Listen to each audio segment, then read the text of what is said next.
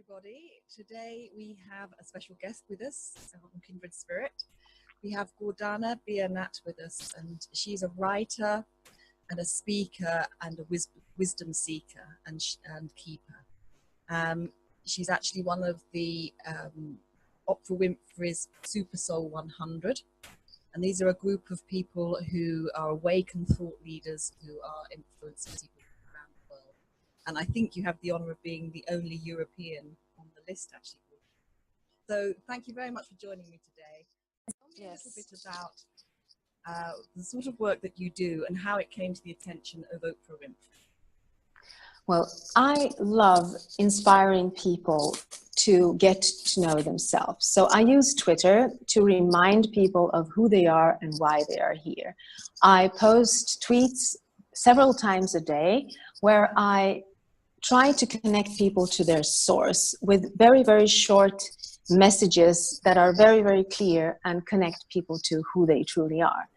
And I have been doing this for 4 years, and I have a huge following on Twitter. I mean, 320,000 people are following me on Twitter, and I interact each and every day with them. So I was doing this, and Oprah Winfrey's president, Sherry Salata, started following me. And I did not know that, but she was following me for several months and looking at my tweets.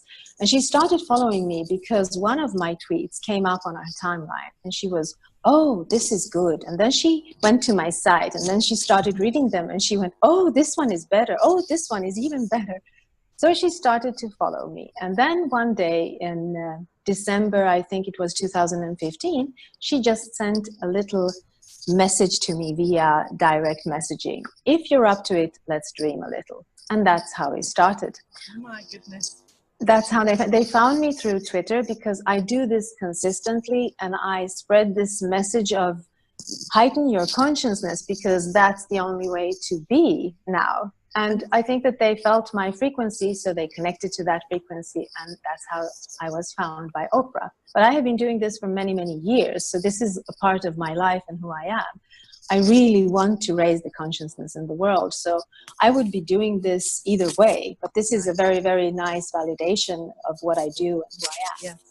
And do you think that this is the way ahead for teachers in the future, that they can share their message by getting involved with social media and accommodating people's modern lives, if you like?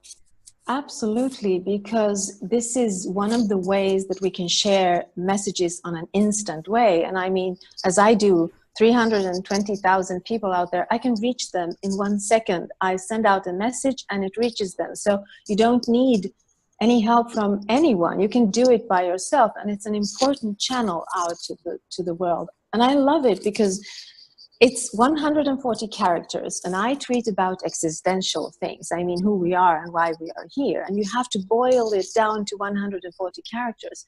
Yes. So it takes a skill to do that. And when you do it really right, you can hit people in their heart, straight in their heart. And that's what I'm doing. I think that's one of the things that I've noticed is that you send out a lot of messages, but suddenly those words will resonate, and they'll have that, yes, that I recognize that, yes, that really, I understand that. Yes, it's because it's succinct, maybe.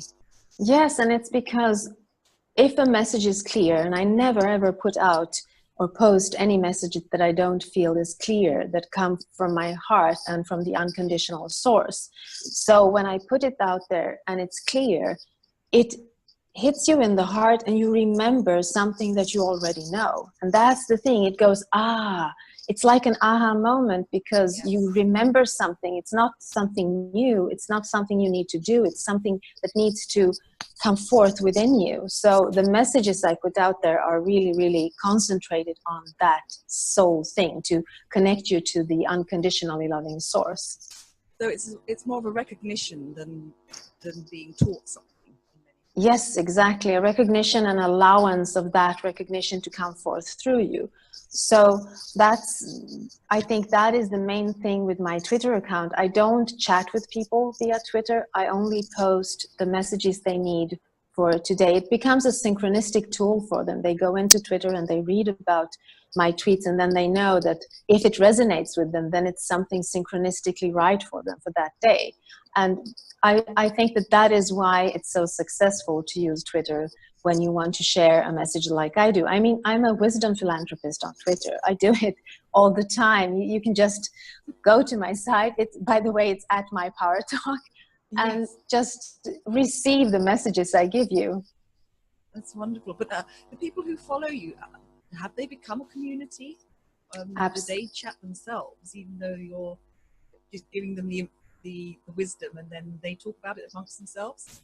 Yes, they do. And sometimes they talk to me too, and I answer sometimes. But I like to keep it clean and just put the messages out there, because it's supposed to be able to help you to connect to your core with one single tweet. It's not something that I want them to dwell upon or stay for a long time. I just want them to get that and then go on with their lives, because it's not supposed to be a practice. It's just supposed to be a reminder. It's like having a watch that tells you need to take your pills, or you need to drink some water, or you need to meditate. It's the same thing. But yes, there are people talking amongst them, both on Facebook and on Instagram and on Twitter. So there is a tribe, but it's a tribe that finds each other synchronistically. They find each other when they resonate to the same message I send out. They find each other. So there is a tribe, absolutely. And I take it there was a lot of pressure from the tribe to produce the book. Yes. Actually, I was for many years, because I have been tweeting for 4 years, and for at least 2 of those years, a lot of people started asking me, do you have a book? Where can we find your things? And I was petrified every time I was thinking about writing a book, because it felt like opening myself to the world out there, and it's scary to do so. Yes. And then I actually, my husband came with a piece of paper, and it was text that was a half page. And I read the text and I was going, but these are my words, but when did I write this? And he tells me, well, you wrote it, only these are 8 tweets that I put together. I wrote all the 8 tweets, I wrote them on different times, weeks apart sometime. But when he put them together, it became a text that was fluent, that was consistent, and that had a meaning. And I understood in that moment that I had actually written the book, only I had to find all the 140 character chunks out there on Twitter, put them together, and it was a book. So you see, it's exactly as I write in the book. When you are too scared to do something, the universe will go around that and do it for you, through you. And this is what it did. I wrote the book without even knowing that I had written it. And then when I started looking at it, I saw that, oh my God, this is an entire book I have written. So that's the book. And it's a novel approach. It's an unusual approach. Yes, I think because will work well. I think people will enjoy it. Tell us a little bit about the book. Well, it is a novel approach because it mirrors what I do on Twitter.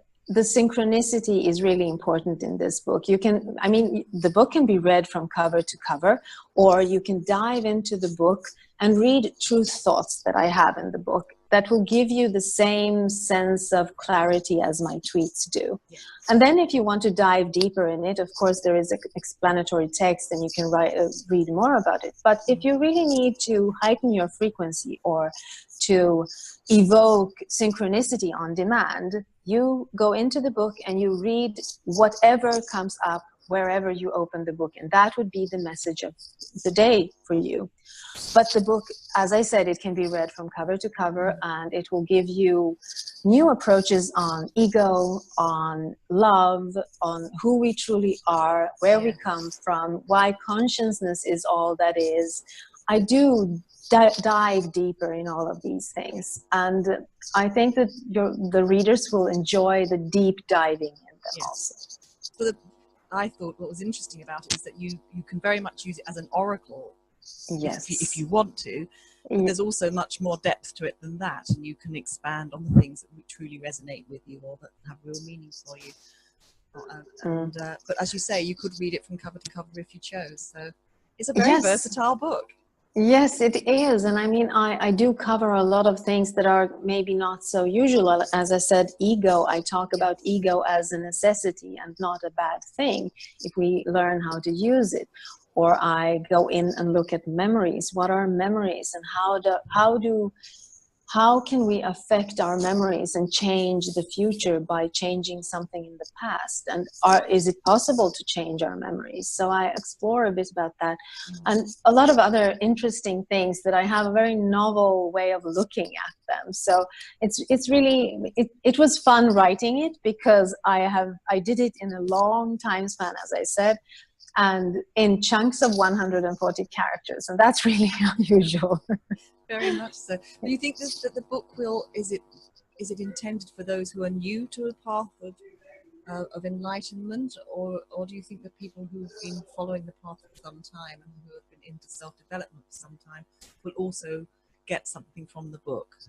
Oh, I think both, absolutely, because even if you're totally new to this, I do explain a lot of things that are maybe hard to understand if you're new to it, but the deep diving in it is absolutely something that if you have been doing this for a while, it will give you exactly what you need. And there is this synchronicity thing going on there. So it's a novel way of reading a book. I can demonstrate it for you if you want to. If you think of a number between 1 and 231, because that 231 truth thoughts are in the book. So think of a number and we will see what synchronistically dives up here. Okay. I'd like 187, please. 187. I will find that. Talking of synchronicity, it's very strange because the chapter that I was reading, the section I was reading this morning, was on memories. And that's the section you just spoke about. 187. Let's see where we come. Here it is. 187. One more. There it is. Let's see now. This is the truth thought for you. What you focus your mind on grows. Where your attention goes, energy flows. So that's your thought for today. And I hope it resonates with you. It does resonate with me very much, actually. There you go. It's a fun way to do it. I mean, you can do it together with someone, but you can also use it by yourself. My thought with this book in the beginning was that it was supposed to be an easy read. You should be able to read it wherever you are and keep it in your bag with you all the time, so that you can just open it and read, exactly the way we use Twitter, to use it the same way. And I think that's when you get the real strength in the book and the real message in the book, to use it in a way that brings you the synchronicity into your life and that heightens your frequency, because every single truth thought in this book is designed to help you remember who you truly are. Every single one. There is one single purpose of this, and that is to remind you of who you truly are, to put you back in alignment with your soul source all the time. Every time you feel that the reality out there is sinking in frequency, you should pick up the book and start reading in it, so you can heighten your frequency, so that there will be a balance again. And do you think by doing that people can then bring those practices into their daily lives on their own? Yes, absolutely. That is what it is. When you start understanding how you can easily heighten your own frequency, and how that changes the perspective of reality, because every time you connect to who you truly are, you see the reality in a different way. It becomes easier for you to interact with your reality. And every time you do that, you can feel it in your core. It's like sitting up straight. You feel it. And when you start doing it again and again and again, it becomes a habit. And that's when things change. That's when we heighten our consciousness. And that is what it's all about, to heighten the consciousness in the world. And so what is next for you, Gordana? Well, you've achieved so much. Well, it's just being who I am and exploring what comes to me. Actually, I don't plan so much, and that is one of the things I talk about in the book also, that sometimes we need to ooze and see what comes, taste things and see, oh, this tastes good, so this I will allow into my reality. And I love doing it that way. What I know for sure is that I am so excited about 5th of September, because that is when #KnowTheTruth is coming out. And I'm so excited to see what happens when it's out there. Well, we're excited for you. I've had a copy of the book. I've had a sneaky peeky preview. I'm very lucky. And Yes. I think our readers are absolutely going to love it. So, Gordana, thank you so much for taking the time to talk to Kindred Spirit and our readers. And I do wish you every success with the new book. I think it's going to help and touch a lot of people's lives. So thank you very much. Thank you so much for having me, Claire. I enjoyed this. Thank you.